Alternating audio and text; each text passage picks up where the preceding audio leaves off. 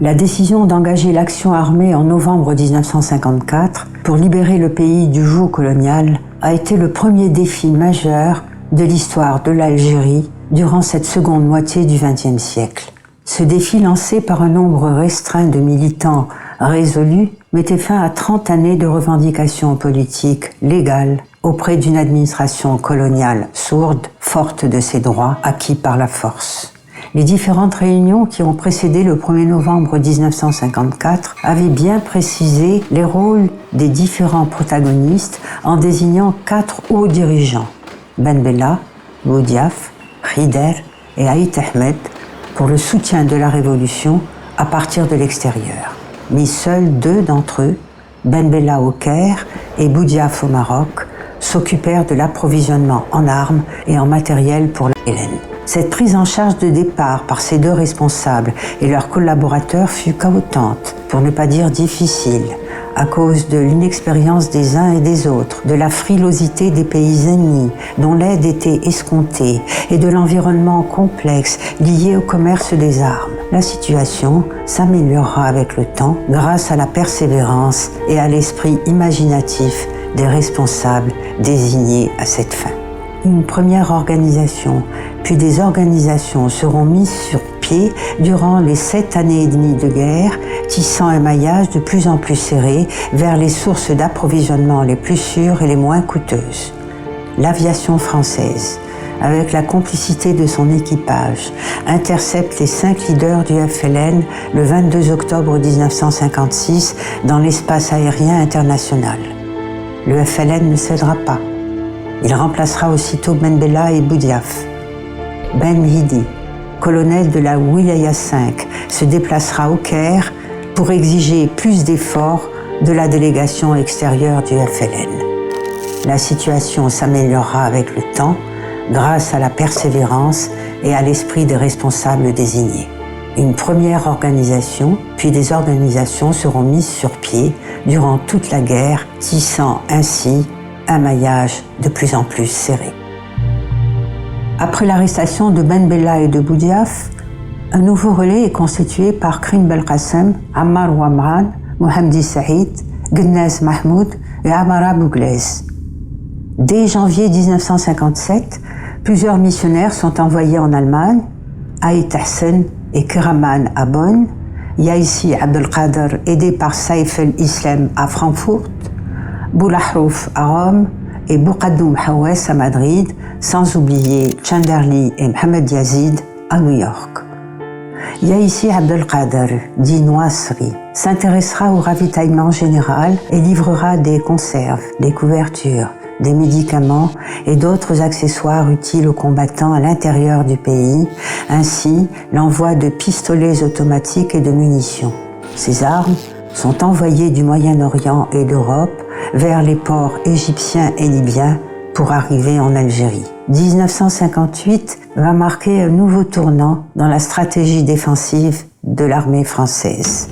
Après ces opérations offensives pour contrecarrer l'approvisionnement de la Hélène au niveau de ses sources traditionnelles, c'est-à-dire les pays arabes, la France va mettre en place des barrages électrifiés et des mines, confortés par des installations fixes et des moyens matériels et humains importants. Ces barrages ne décourageront pas les commandements de la Hélène qui multiplieront les tentatives de franchissement tant à l'ouest qu'à l'est où des accrochages de grande intensité opposeront la Hélène aux troupes d'élite de l'armée française. 17 percées sont opérées à la frontière est durant le premier semestre 1958, couronnées par la grande bataille de Souk-Ahras du 29 avril au 2 mai 1958. Les dirigeants FLN, ayant mis l'accent sur l'effort de guerre, la politique de recherche de l'armement à l'extérieur se devait de continuer et de s'amplifier. Mahmoud Shrif a remplacé Ammar Ouamran à Tunis, tandis qu'en Europe, Mohamed Yazid, Mohamed Yousfi, Tidafi, Mohamed Sharef, Issa Abdel-Samad, Yaïsi Abdelkader, le docteur Driss Ghenish rejoignent Aït Hassan et multiplient les contacts. Nous allons créer des usines de fabrication d'armes au sein de la logistique Ouest, au siège du MALG, rue Parmentier à Tunis, février 1960. L'appel à la prière se fait entendre. C'est Mobrouk se réunit avec son cabinet. Des hommes à l'entrée sont dissimulés dans des djellabas habillés en civil, assurant la protection du mur d'enceinte et armés de mat 49. L'Aroussi Khalifa, qui écoute Boussouf, dire « Je viens de tenir une réunion avec Kirim Belkacem. On a le feu vert pour monter les fabriques d'armement et de munitions au Maroc. La Wilaya 5 aura une bouffée d'oxygène. » Boussouf enchaîne. « Primo, il faut plusieurs fabriques au nombre de 5 à 6 clandestines, toutes autour de Rabat et loin de la frontière, pour éviter tout bombardement ennemi si elles sont repérées. Le royaume est au courant. Segundo, ce Pablo de la 4e internationale vient de recruter des techniciens étrangers. On laissera soin à la Fédération de France d'organiser et de financer le projet. Il faut éviter d'impliquer nos cadres dans cette entreprise et veiller de loin. Khattab nous a sélectionné des endroits fixes au Maroc. Il a accepté de nous aider, mais on doit être discret. Il faut carrément camoufler de l'extérieur toutes les fermes et usines. Nous avons beaucoup de djonout. On les occupera en dehors des moments de fabrication. Il a mis à notre disposition 3 fermes. Je vous précise que Khattab est originaire d'El Mililia. Il est l'ami du roi Mohammed V. Tertio, nos services prendront en charge les transports maritimes et terrestres, Méditerranée et territoire marocain. Tout doit se dérouler après la foire internationale de Casablanca. Les machines, outils seront déplacés de nuit vers les lieux de destination. Il y a les pièces de montage du mortier qui devraient être acheminées vers un hangar à Tétouan. Quant aux machines, elles seront aménagées à la périphérie de Rabat, Souk l'Arba'a et Skhirat, dans des hangars achetés par des ressortissants algériens. Quarto, les services de la DVCR doivent désigner des officiers de sécurité pour protéger les fabriques. La clandestinité est de rigueur. La Fédération de France nous a expédié une centaine de techniciens immigrés. Ils ont été pris en charge par la direction des liaisons pour leur affectation. Les ingénieurs étrangers recrutés par Pablo viennent de rejoindre le Maroc. Il faudra vérifier ceux qui viennent de Tunis, via Ali Harol. Boukhert, c'est un Allemand qui était basé à Tanger. Il avait un bateau, mais il était spécialisé dans la contrebande de cigarettes. Les éléments du FLN de la région de Tanger ont pris contact avec lui pour lui demander s'il pouvait faire le trafic d'armes. Il a marché. Le bateau qui servait au transport de cigarettes, etc., avait été plastiqué par les Français. Par la suite, le contact a été pris avec la mission Europe,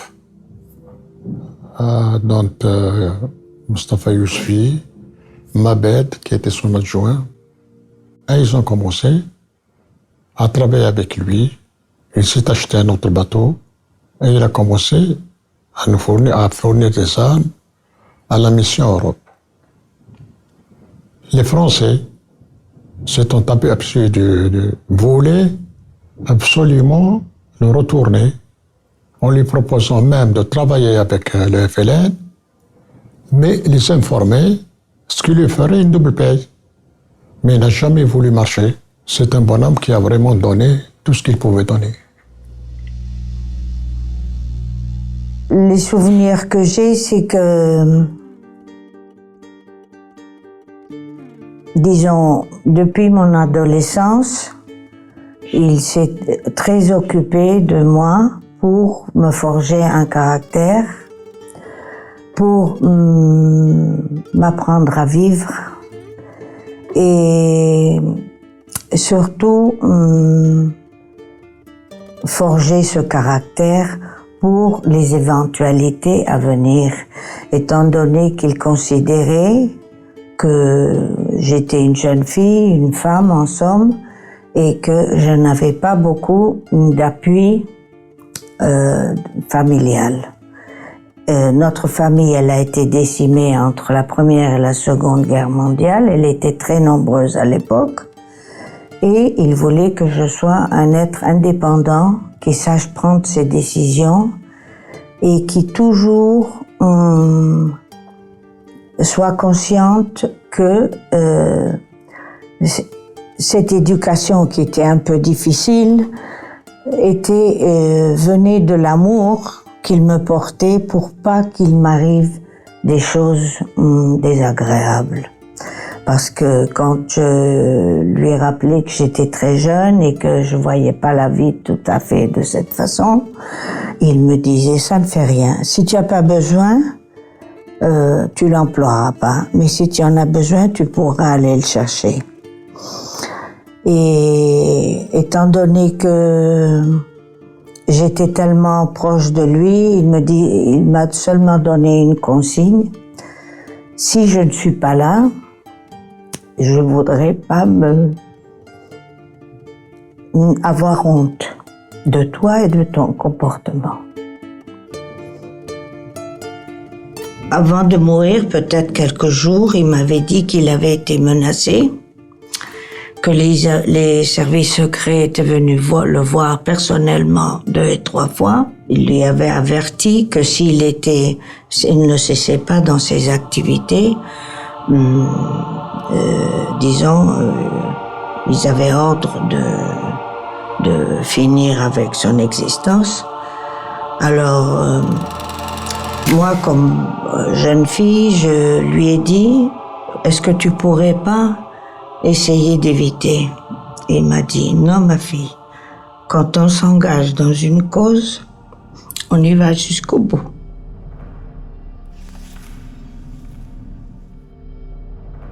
Georges Pouchert, dit Capitaine Maurice, né en 1915 à Saint-Pétersbourg, dans une famille aisée d'armateurs. Il rejoint l'armée allemande avant l'annexion des pays baltes par l'Union soviétique à la fin de la Seconde Guerre mondiale. Pouchert part au Maroc et, arrivé à Tanger, il se voit refuser l'autorisation de séjour dans la ville par des agents français de l'émigration pour ses opinions sur la situation politique en Afrique du Nord, mais aussi pour son passé de soldat allemand. Il sera ainsi contraint de vivre durant 3 ans avec sa famille sur son bateau. Pouchert parviendra à créer à Tanger son entreprise Astramar, spécialisée dans la pêche de langoustes et autres crustacés. C'est à partir de là qu'il deviendra le principal fournisseur d'armes de la résistance marocaine, l'ALM, et surtout de la révolution algérienne plus tard. Mohamed Boudiaf, coordinateur avec l'extérieur, était installé dans le Rif marocain et avait pour mission l'approvisionnement en armes de l'Ouest algérien. À la suite de son refus de collaborer et de répondre aux différents interrogatoires avec les services secrets français, 2 navires appartenant à Pouchert, le Sirocco et la Bruja Roja, seront sabotés et exploseront dans le port de Tanger. Plus tard, Pouchert se rendra à Tunis pour assister à une réunion présidée par Krim Belkacem et consacrée à la standardisation des armes à fournir à l'ALN. Après son retour à Tanger, il obtient un nouveau passeport allemand qui lui permettra d'exercer une activité officielle dans le négoce des armes en République fédérale d'Allemagne. C'est à partir de là qu'il aura les premiers contacts avec Si Abdelkader Yassi, responsable de l'achat et de la prospection des armes en Europe pour le compte du Mark. Un des responsables du Mark, représenté en Allemagne par Mahabed Sharef, appuiera l'engagement exceptionnel de Pouchert. Une quantité d'armes importantes furent livrées à l'ALN grâce au capitaine Maurice. 1956. Ayant eu vent des activités de Pouchert, les services secrets français le contactent et lui proposent de collaborer avec eux. Pouchert déclinera cette offre. Genève 1957. Négociant en armes, Marcel Léopold est assassiné. Entier à sa mission de pourvoyeur d'explosifs, se découvre maladroitement en multipliant des déplacements au Caire. Il sera pris en charge par les services du major Fethi Dib, dont le destin changera le sort de Marcel Léopold. Le 19 septembre 1958, Marcel Léopold est assassiné à l'aide d'une fléchette empoisonnée dans un hôtel à Genève. Le 3 mars 1959, la Main Rouge réussit à avoir des informations sur une rencontre qui devait avoir lieu entre Abdelkader Yaissi et Georges Pouchert à Francfort. En sortant de leur rendez-vous, les deux hommes se dirigent vers la voiture garée quelques mètres plus loin. Mais Pouchert a proposé à Yaissi de l'attendre sur le trottoir. Le capitaine Maurice mourra à l'intérieur de la voiture qui explosera. Une formidable explosion mit fin à sa carrière. Pouchert n'avait que 40 ans. Abdelhafid Boussouf a compris que la filière Europe avait fait son temps. La collaboration de Pouchert a été précieuse pour le FLN, tant du fait de sa loyauté personnelle que par l'économie qu'il faisait faire au budget de la Révolution. La mort de ce précieux collaborateur allait signer pratiquement la fin du négoce en matière d'armement avec les fournisseurs occidentaux européens. La trahison d'un certain nombre de marchands d'armes qui commerçaient avec le FLN et qui, sous la pression et la menace des services de sécurité, ont été retournés littéralement et ont fourni des informations assez dommageables pour le FLN, puisqu'un certain nombre de bateaux ont été soit détruits directement dans les ports, comme à Hambourg ou à Ostende, en Belgique, mais également beaucoup de bateaux ont été arraisonnés au large de l'Atlantique, au large des côtes portugaises et surtout en Méditerranée occidentale.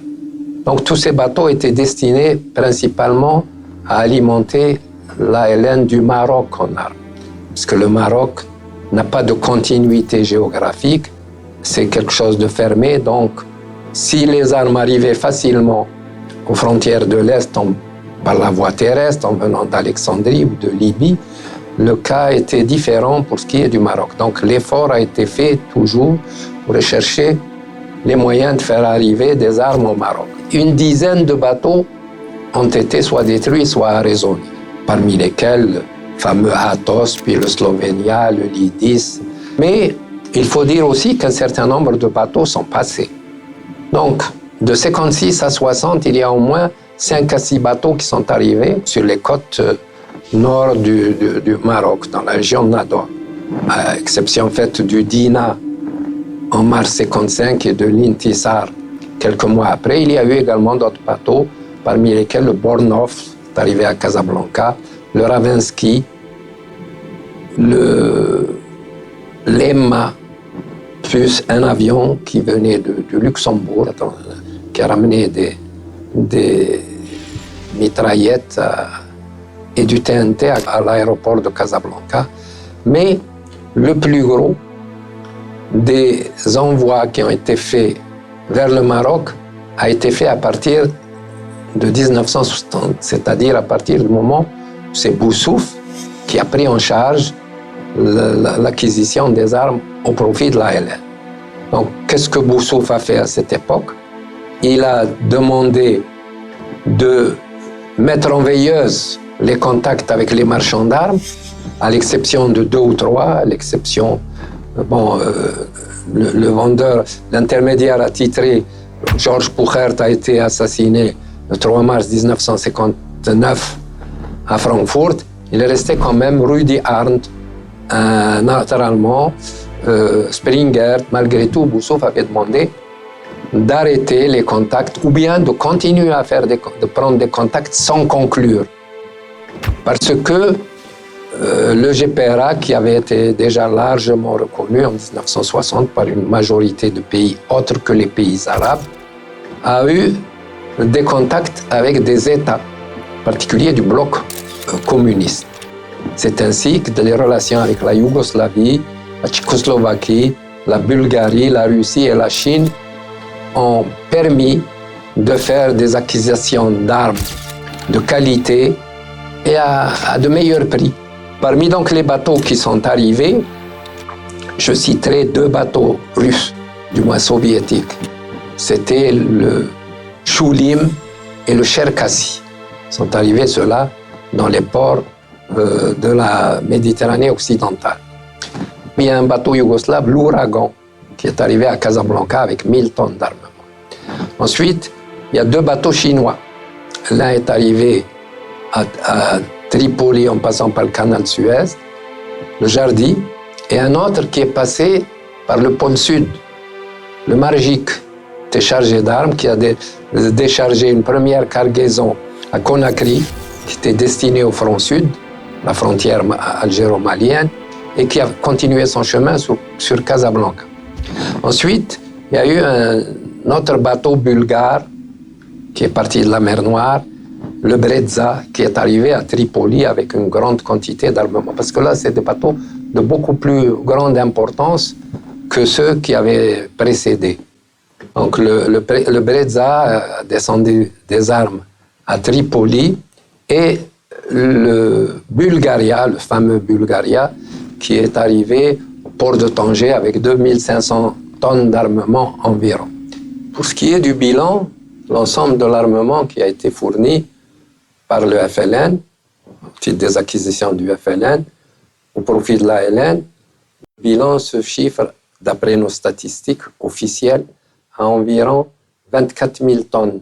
Mon premier contact était en 1944, fin 43, début 44, dans mon village natal de Teourga. C'est là qu'on a reçu un certain Rizqi Jema'a. Il est venu nous transmettre qu'il y avait un parti qui s'est créé, qui s'appelle le PPA, et qu'il fallait adhérer et essayer de travailler les gens de la région. Je me suis trouvé avec mon frère Omar. J'étais très jeune. D'ailleurs, Omar ne voulait pas que j'aille. Il m'a dit, tu es trop jeune, etc. Je lui ai dit, non, il faut que j'assiste. On a assisté et il nous a expliqué la méthode utilisée par le PPA, c'est-à-dire des cellules de 5 personnes, le district, etc.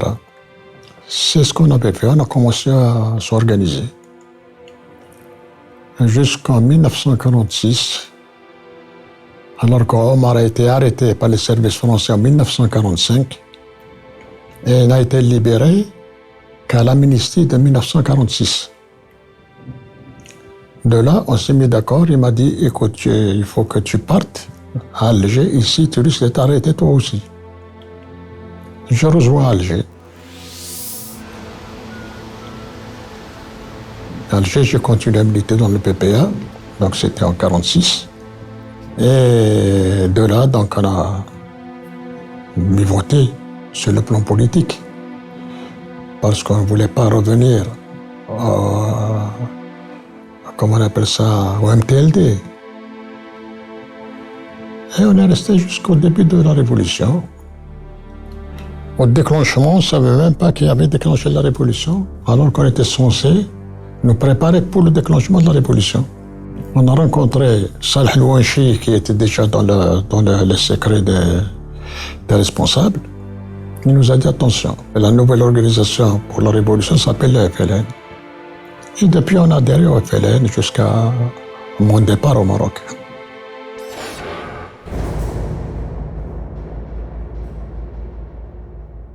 Entre-temps, Boudiaf se trouvait à Tétouan et c'était le responsable de cette région. Moi, je ne le savais pas.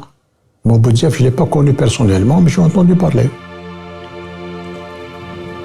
Il m'a envoyé Talbi Taïb. En effet, c'est Allal Talbi est venu me voir. Il m'a dit, voilà, il y a Boudiaf qui veut te voir. On est allés ensemble. Il l'a vu. Il m'a dit, qu'est-ce que tu viens faire ici? Je lui ai dit, voilà, ma mission. Il m'a dit, d'accord, alors tu vas rester ici, tu vas être définitivement détaché, et en amenant je m'en charge, je lui ai expliqué le pourquoi. احنا معروفين باللي كنا في الحركة الوطنية وتكونت جبهة التحرير. يعني ذاك الوقت محسوب نوض دبر على روحك كي بغيت، ما تنظمش الجبهة غادي تقتلك فرنسا ولا تسجنك فرنسا. يعني من تما انا من مجند عطاوني مسؤولية نتاع الجروب دو شوك. بعتوني لتلمسان. تلمسان بعيد على تبوشند، واحد 60 ولا 70 كيلومتر. يعني نتسمى في تلمسان براني، والمسؤوليه اللي يعطيوها للفدائيين، كانوا فدائيين باش ديروا لي بومب ونديروا الامورات، يعني بالعكس يكون واحد براني على لافيل، المسؤول يكون براني على لافيل، المسؤول دائما متبوع. حنا درنا عمليه في تلمسان، يعني درنا لها درسناها باش في الكوفرفو نكونوا خرجنا. درنا ديك العمليه جاب الله فيها الخير. الغدا نتاعو قبضوا واحد من الجماعه اللي كانوا معايا. كي قبضوا جا الخبر نتاع باللي قبضوه، حنا خصنا نهربوا. مشيت عند المسؤول الكبير اللي كان الله يرحمه، واحد يقول له يخلف بوكورة يخلف. مشيت عنده قلت له خويا دروك صاي، دروك دبر عليا، انا خصني نطلع للجبل، غادي نبقى هنا غادي يقبضوني. انا شكون غادي يفوتني؟ غادي يفوتني واحد قايد عند فرنسا، يقولوا قايد بوهروة. هذا بوهروة هو قايد النواحي نتاع تلمسان وشخصية كبيرة في عهد فرنسا. دار معاه المواعيد باش يخرجني، يديني فين غادي يديني مانيش عارف. برجات في الطريق تاع لا بوليس لا جندرمي والارمي، وهذا قايد وداير ديك لاكروا ديالو في الطوموبيل يقردفولو فوت. فتنا شي 3 ولا 4 البراجات. داني لواحد القرية في البادية، بدا عطاني لواحد السيد اخر، بقى هذا يعطيني لهذا. وصلوني لواحد القرية اخرى فيها واحد 12 واحد مجاهدين، لا لبس لا سلاح لا والو، كان والو، مساكين يعني جايين بإيمان قوي وماشيين يجاهدوا.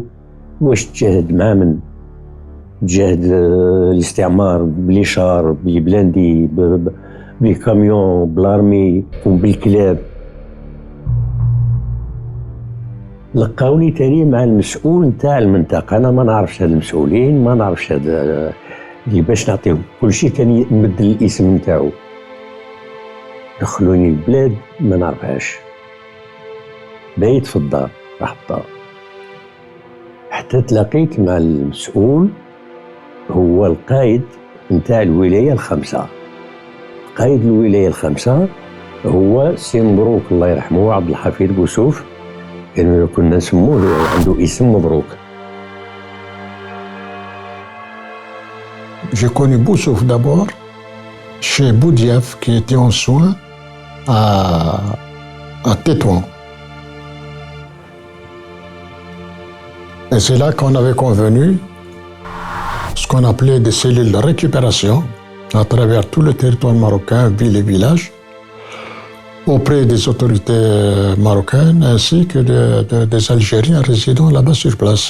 Pour ce qui concerne la formation des Jounouds, on les envoyait directement à la zone dépendante de le colonel Lotfi, qui n'était que commandant à ce moment-là. Et tout ce qui était armes et ravitaillement était livré à Oujda. En effet, en livrant des armes à Oujda, chez la maison de Zil Habib Ben Khlef, j'ai retrouvé Boussouf et Boumdine. Je continue avec eux dans l'armement.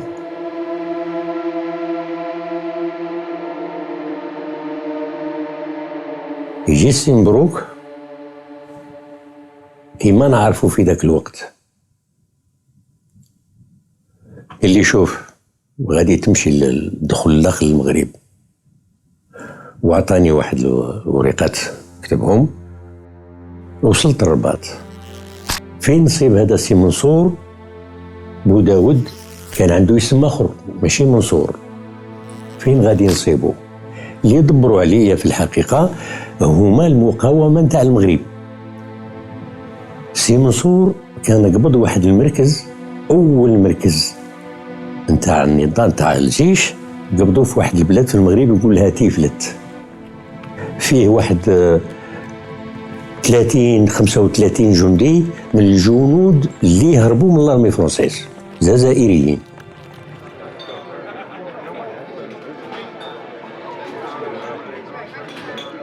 وهذاك المركز تاع المغاربه، يعني هما اللي كانوا في الحقيقه يساعدونا من ناحيه تاع الماكله ومن ناحيه تاع الفراش ومن ناحيه تاع. جيت عند السي منصور قال لي هذا المركز تاعنا من ذاك الوقت بقيت تما معاه. Le feu révolutionnaire s'est emparé de nous peut-être dès notre jeunesse. Ils étaient 6 طاحوا شهداء، جابوهم ils l'ont exposé في السوق قدامنا devant l'école où j'étais في الكوليج. بكينا يعني الدم في ذيك النهار، وخاصة شفنا كيفاش مسركلهم العسكر وهم طايحين هكذاك كأبطال كيما هذوك وطرحوهم في داخل السوق.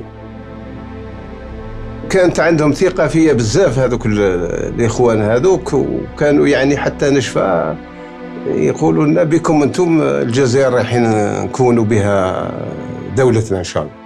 الجيش كان ديما يجي يدير اجتماعات عندنا في الدار.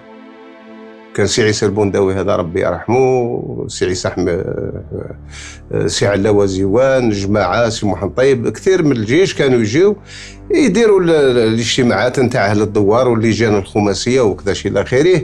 هذه كانت تسمح لي كذلك بارفوا سيتي موا كي ريديجي لو بي في تاع لا ريونيون دو سيونس. جافي 14 ans 13 ans.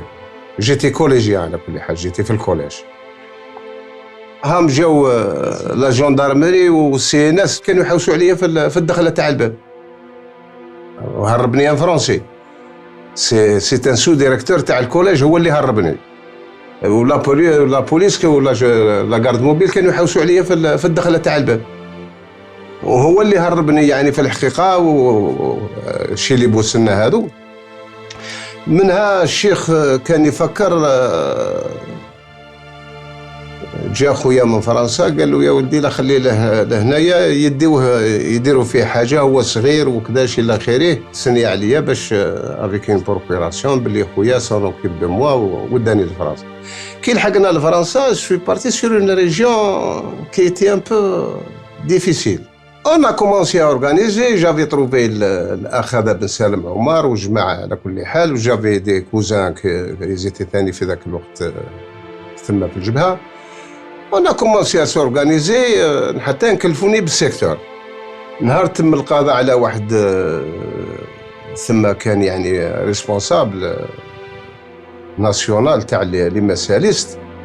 نهار تم القضاء عليه جيتي اريتي يمو اريتي 4 دو مات. وحنا كي داونا سيتي او موا دو نوفمبر هكذاك، داونا سور اون سيلول فيها حاشاكم الزيغو، يدخلونا في الزيغو ويخرجونا هكذاك كلاسي يعني في الحقيقه ما هكذا ينحي هكذا لي دال تاع الزيغو هذيك ويدخلونا حتى في الزيغو. هذا سيتي في لا بريزون تاع اومو. كانت الجبهه على كل حال اتصلت بواحد الاخ كان يتعامل مع الجبهه، سي لوي كي يعني في الحقيقه ما فاسيليتي ليفازيون. سيتي ان الجيريان الله ما نشفيش الاسم نتاعو، هو سيتي ان اوفيسيو ان كوميسير في موباج. كي جاو باش يديوني سرجاوني من اللور في الوقت اللي باش يديروا لو بيي دي ترانسفير خليني وحدي. قال لي دنكت نلقى روحي وحدي، والطوموبيل نعرف الطوموبيل تاع بن سالم هذا عمر الله يرحمه، نشوفها مقاريه من هي. هربت باليمنه. واحد ثم كان يقول له رشيد مالك، احنا نعيطوا له مالك، هو يقول له رشيد واسمو كان ريسبونسابل دو فلان. مون في ان باسبور افيك ان فولون، وانا داوني في كازابلانكا. جيتي اريتي بار لا بوليس ماروكان. وهما من بعد كي واسمو جافي ان كوريي كو جافي امني سي منصور من الالمان. جا سي منصور وما ترانسفيري سور لا بوزنيقه، ما ترانسفيري à بوزنيقه.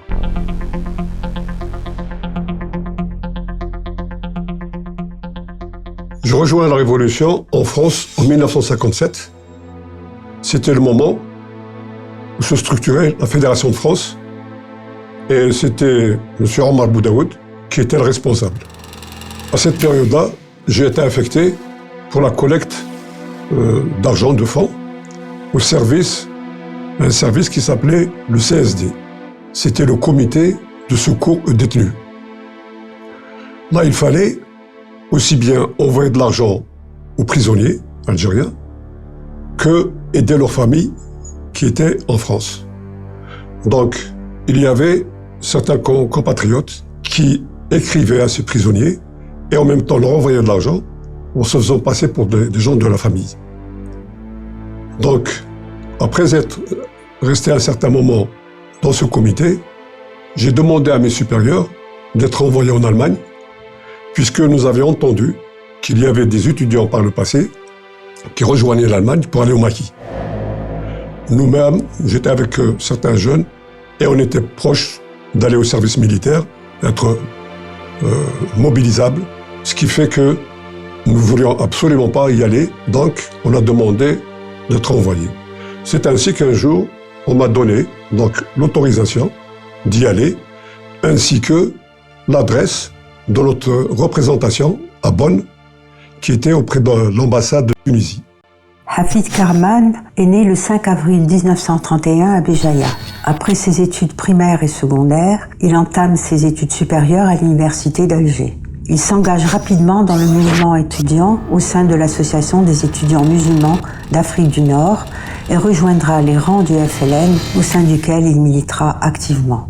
En 1956, Hafid Karaman rejoint Paris pour suivre des études supérieures en droit et en sciences politiques. Dans le cadre des activités estudiantines, Hafid sera élu président de la section de Paris de l'Union générale des étudiants musulmans algériens, UGEMA. L'année suivante, il participera en décembre 1957 au 3e congrès de l'UGEMA, dont il présidera plusieurs séances et sera élu membre du comité directeur. Parallèlement à ses activités estudiantines, Karaman militera activement au sein des structures du FLN, ce qui lui vaudra d'être désigné par les dirigeants de la Révolution comme responsable de la délégation des affaires étrangères en Allemagne fédérale et plus précisément à l'intérieur de l'ambassade de Tunisie. À ce poste, il s'associe à l'action de la Fédération de France et du FLN qui avait la lourde tâche d'assurer l'acheminement vers l'Allemagne fédérale et la prise en charge de nombreux militants algériens recherchés et traqués par la police française. Durant cette période, Hafid Karaman et son collaborateur Mouloud Qassem déployaient des efforts infatigables pour tisser un large réseau de soutien en Allemagne en faveur de la cause algérienne, réseau composé de personnalités venant de milieux divers, politiques, syndicalistes, intellectuels, étudiants. Ils réussirent ainsi à mobiliser l'opinion allemande. À ce propos, il convient de souligner le rôle exceptionnel joué par Hans-Jürgen Wisniewski, personnalité éminente du Parti social-démocrate allemand SPD. Wisniewski, grand et fidèle ami de Hafid, a été l'âme et la cheville ouvrière du réseau de soutien à l'Algérie. J'étais responsable de section. Par la suite, j'étais recherché. J'ai échappé à la police française à 3 reprises. Ils sont venus là où j'habitais. Malheureusement, je n'habitais pas dans ma chambre, j'habitais ailleurs. La deuxième fois, je suis allé prendre un café. Ils sont venus, ils m'ont bloqué, mais quand même, j'ai pu quand même m'échapper. Et quelques jours après, ils sont venus là où je dormais à 1h du matin. Je me suis échappé. J'ai échappé avec eux. Je me suis jeté de la fenêtre du 3e étage avec le pyjama et j'ai échappé la 3e fois à la police. Alors on m'a donné l'autorisation, je suis parti en Allemagne, à l'ambassade.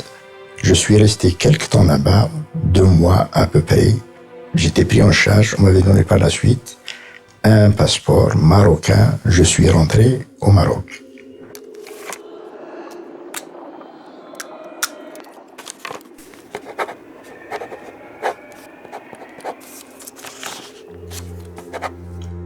Donc, on a été par avion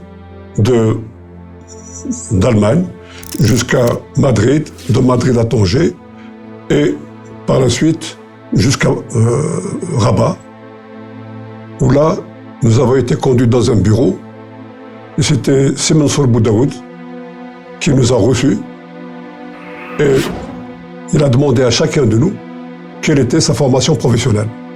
Moi et un ami, on a été envoyés, c'était Hibou Jagli, on a été envoyés au centre de Souk Larba, qui se trouvait à côté de Rabat. Arrivé là-bas, j'ai rencontré Simansour Boudaoud, Si Azouz, aussi d'Ali. Je n'étais pas tout seul, nous étions trois. Il y avait Saadi, Abdelhamid et Kouri Majid. On leur avait dit que nous sommes venus, c'est pour prendre le maquis. Simansour nous avait répondu en nous disant la révolution, là où elle a besoin de vous, vous y serez. Il nous a acheminés, envoyés dans les usines d'armement. Arrivé là-bas, on s'est mis à l'œuvre.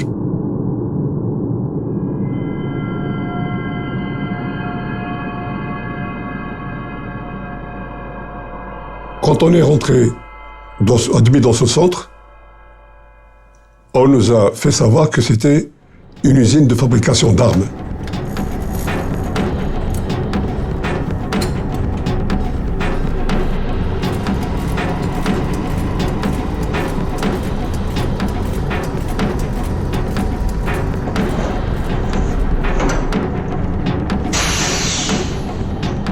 On est arrivé à avoir 5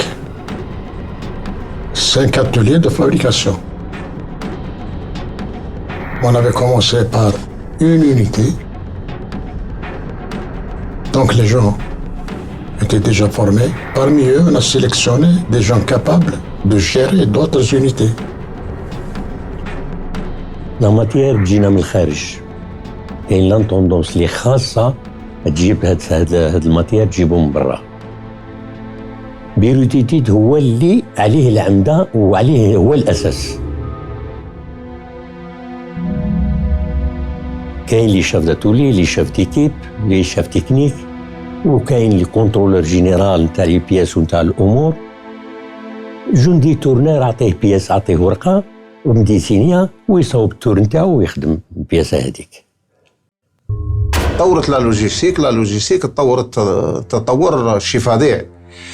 Ils ont amené des machines, des fraiseurs, des perceurs, des tours, في la fonderie, les moules تاع la fonderie كذا شي إلى آخره. C'est-à-dire chacun il a sa spécialité. كان عندنا واحد يقول له بروش كورونيل في الارمي هولندي وهو وسترن هولندي في البيرو ديسان ويديسيني لي بياس ويديسيني لا ميترايات كلها. بدينا بلا ميترايات، زوج انواع في الميترايات، كاين ميترايات نتاع المات نتاع فرنسا وكاين ميترايات ستان نتاع الانجليز. À l'atelier de tôlerie soudure, c'était Toutah Saïd qui était le responsable. Là, il a commencé tout de suite à me faire voir ce qui était fait au niveau de cet atelier, qui fabriquait les pièces de mitraillettes et de mortier.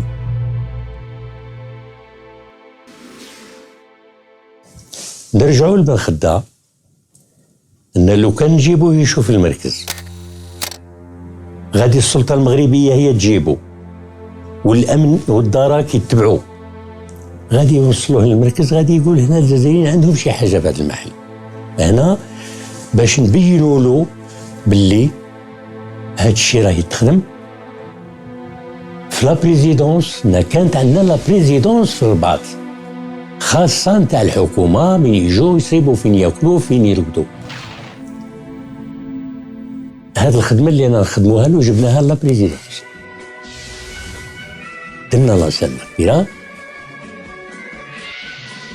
وجبنا لي تكنيسيان لي شاف اللي كانوا مورتي 50 مورتي 60 مورتي 80 ولا ميترايات ولي كرونات، وها واش راه يخدم لوزين. ها لوجيستيك اش راه دير شابين وتم العربيه ما يديبلاصاش ويمشي للمحلات هذوك اللي غادي يتفتحوا. هنا بقى داك السر هكذاك.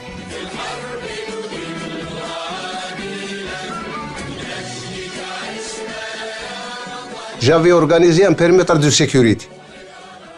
Le périmètre de sécurité يعني لو كاش ما تتحرك حاجه والله كاش واحد كاش ما يحب ينشع علينا حاجه عندنا خبر به. Alors la sécurité on l'avait organisée d'une telle manière. في الليل في النهار عندنا لي بوست إلواني. في الليل on fait les postes avancés. عندنا premier poste, deuxième poste, troisième poste. Le premier poste on renvoie les gens قال روح تروح هنا راهي فيرما نتاع ناس معطوبين وكذاش الى اخره. دوزيام الى حب يفهم حاجه اخرى. الى لحق للتروازيام هو مسؤول عليها. ما كانش اللي كان عارف من غير الله والمسؤول الكبير اللي كان مسؤول العام هو بوداود منصور. مام الادجوان نتاعو في الاخر في الاول ما كانش يعرف، حتى من كبرت القضيه ولات كبيره بزاف هذا عرف. ولا الوزير من يجي بوسوف وزراء اخرين بغاو يشوفوا ان البيجيليات اللي تاكلوا نورمالمون هي الاساس تاع الثوره، هو البيلي تاع الثوره. البيجي يعني دراهم بزاف ملاير، الحكومه هاد الملاير فين يمشيو؟ يبغوا يشوفوا. مع بوسوف تا هو انسان في المستوى كما قلت لك قبيله، ما كان ما يعرفوا لا مغاربه ولا حكومه ولا جيش. بومدين كان هو القائد الاعلى نتاع الجيش التحرير، يجي يسيي لا ميتراياد ويشوف بعينيه.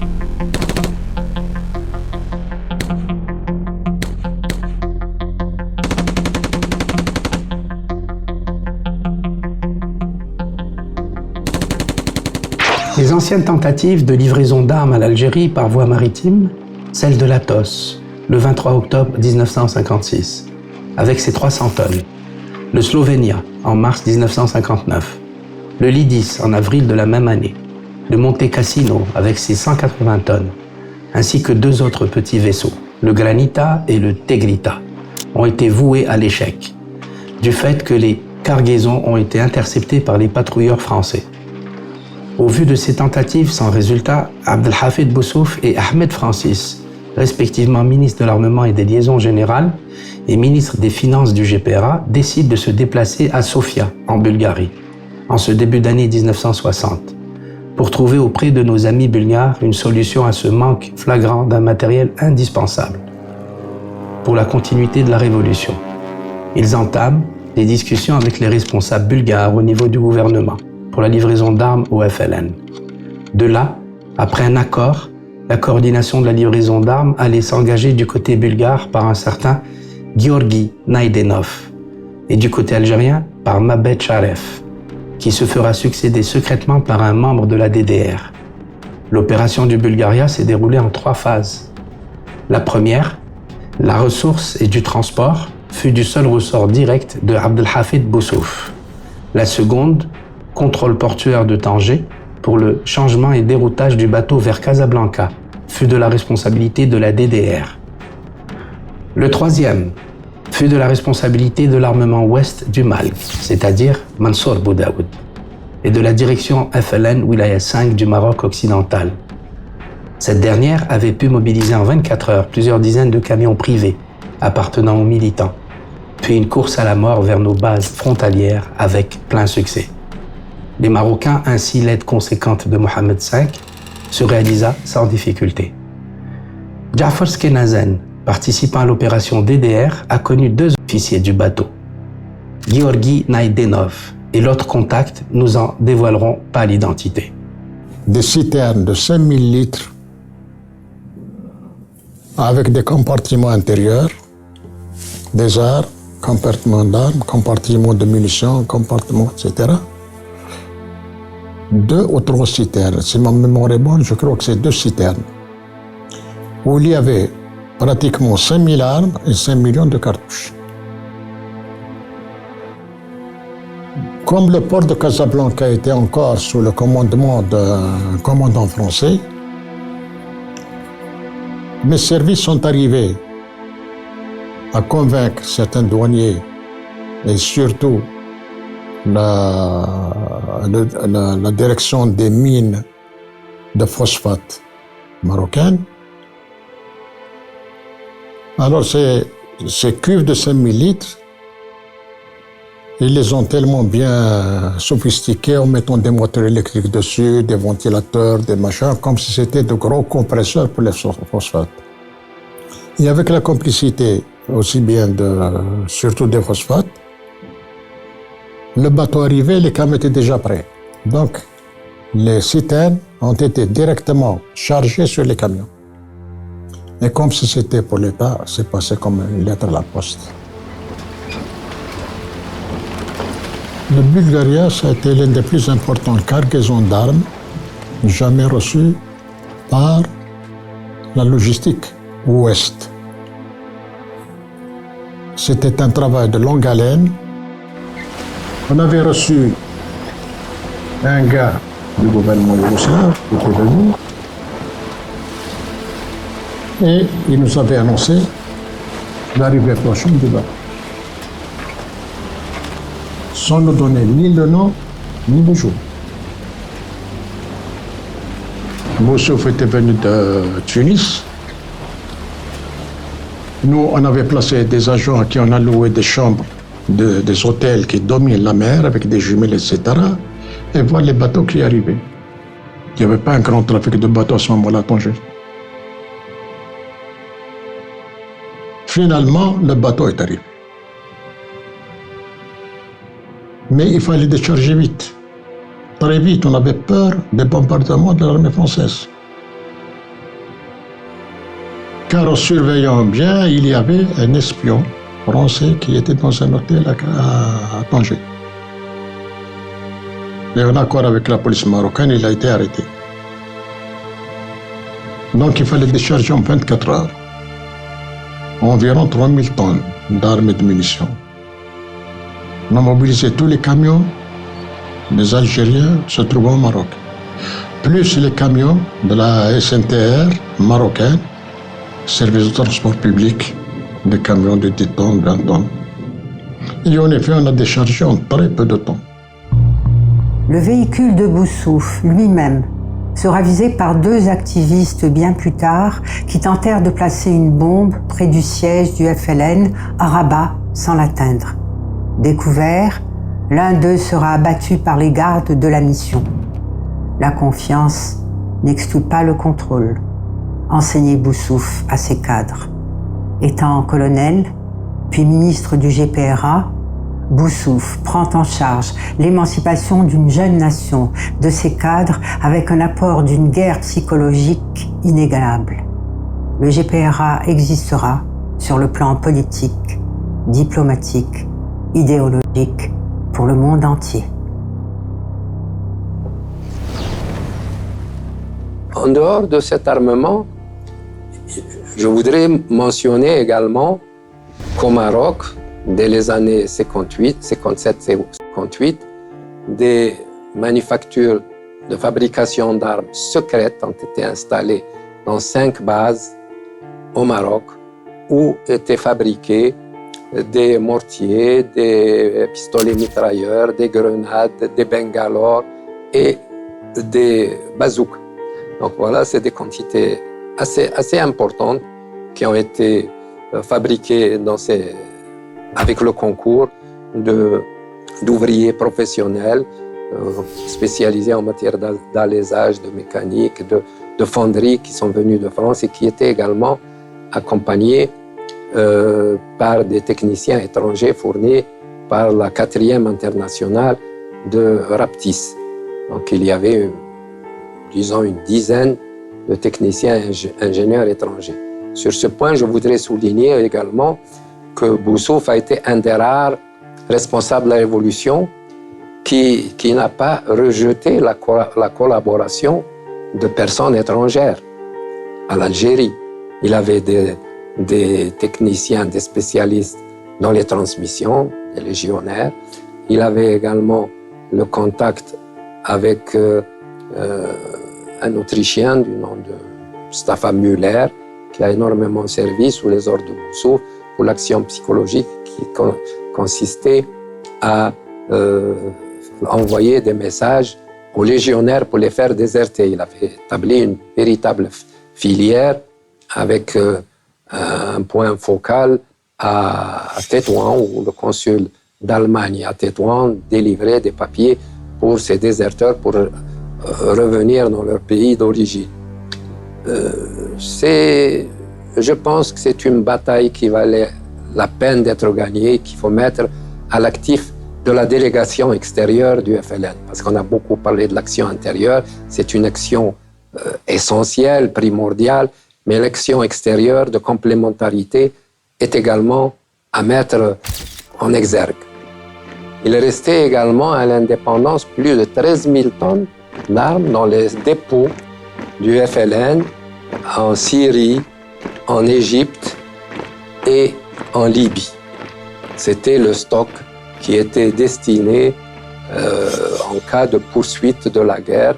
L'ALN était paré en matière d'armement pour continuer la lutte jusqu'à l'indépendance totale. Monsieur Boudaoud et Boussouf, certes, et le GPR en même temps avaient signé des contrats avec les Yougoslaves pour une durée de 5 ans.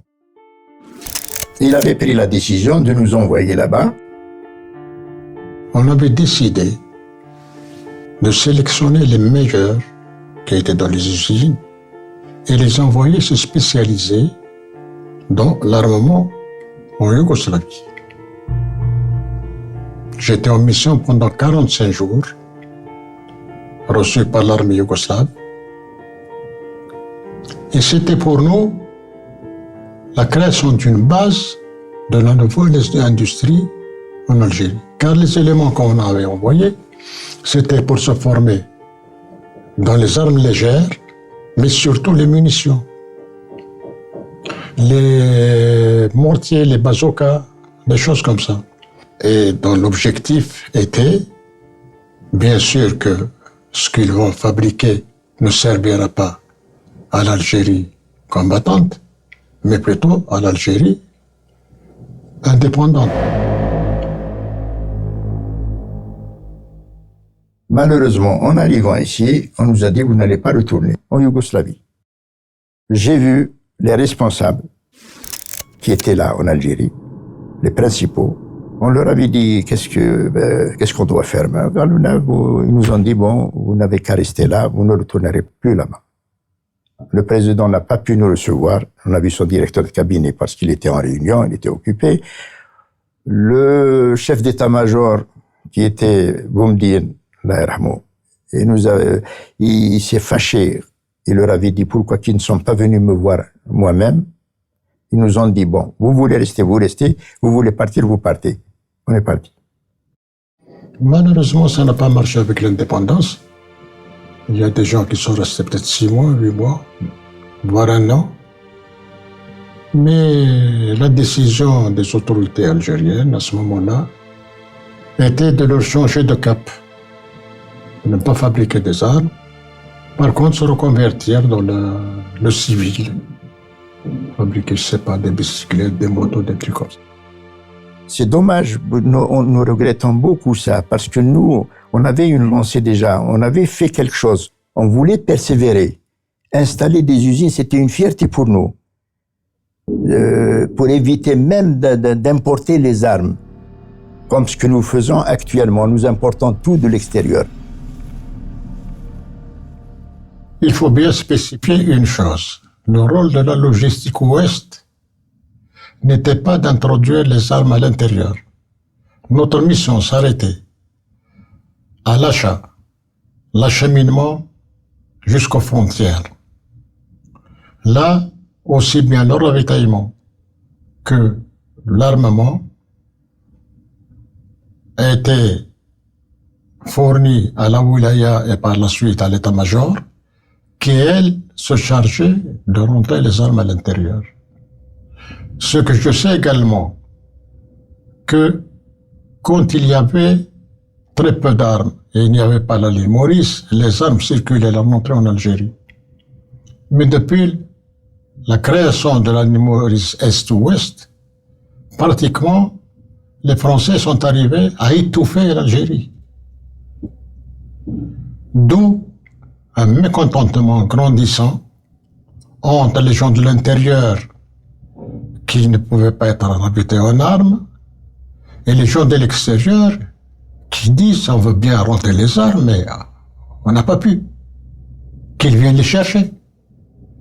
Et ça a créé un conflit, comme ça existe dans toute la révolution.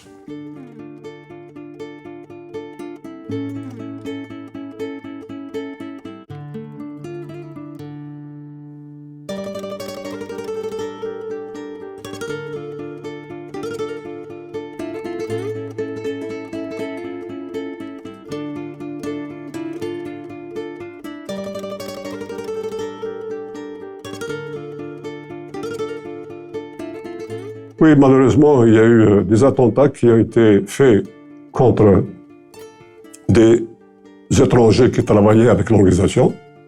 Il y a eu Pourert à Francfort. Il y a eu Otto Schlüter à Hambourg. Et il y a eu des Algériens. هذا بوكورا يخلف قتلاته فرنسا يعني غير بالسيجار حتى يخليه يجبد حتى يولي احمر وهو مسنسل ويديروه له في عينيه حتى طرطقوا لي عينيه بزوج قتلوه بالسيجار. Ce qui a fait la force de la révolution algérienne, comme je l'ai dit, je le répète encore une fois, c'est grâce à la direction collégiale.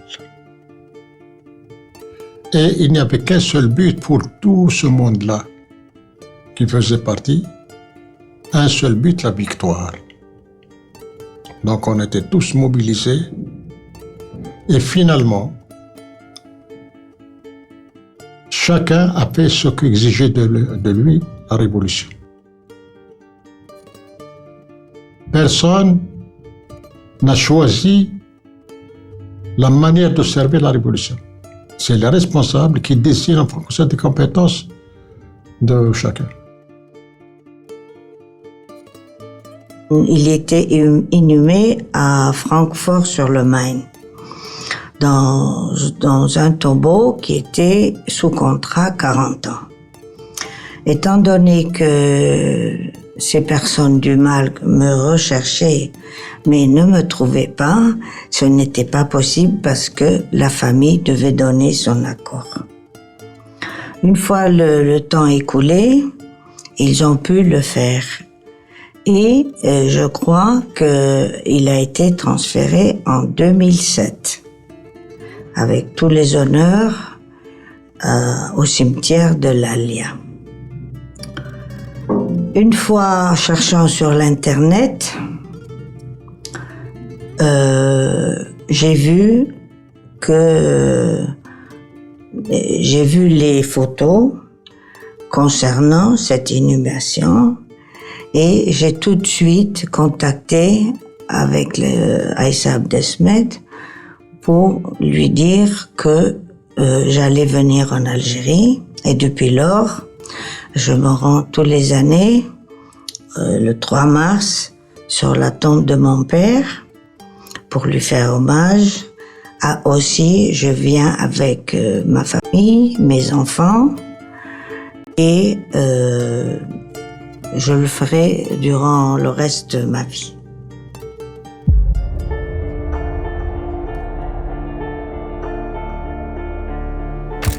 Well, the UN at the time was a major forum for us, and we tried to use it at the maximum. In order to do so, we thought that we should not concentrate in working with our traditional friends and allies, that is practically the Arab world at large, but mostly to try to secure support, help, and understanding from other segments of the international public opinion. And therefore we tried and we succeeded to obtain support, understanding from the Scandinavian countries, from Ireland, which became a very good friend of us, some Latin American countries, Mexico, Venezuela, Argentina, and from the newly independent African countries after 1960. Weapons were easy to get all over the world, the market is open. The problem was really transportation and more than anything else, smuggling in the weapons.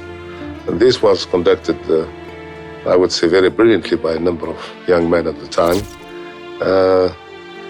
It wasn't easy, and altogether it was a successful operation if you think in terms of statistics. That is, I would say, in spite of very remarkable successes of the French intelligence, which caught a number of small ships, 65 to 70% of the weapons we bought outside or we got from outside were smuggled in.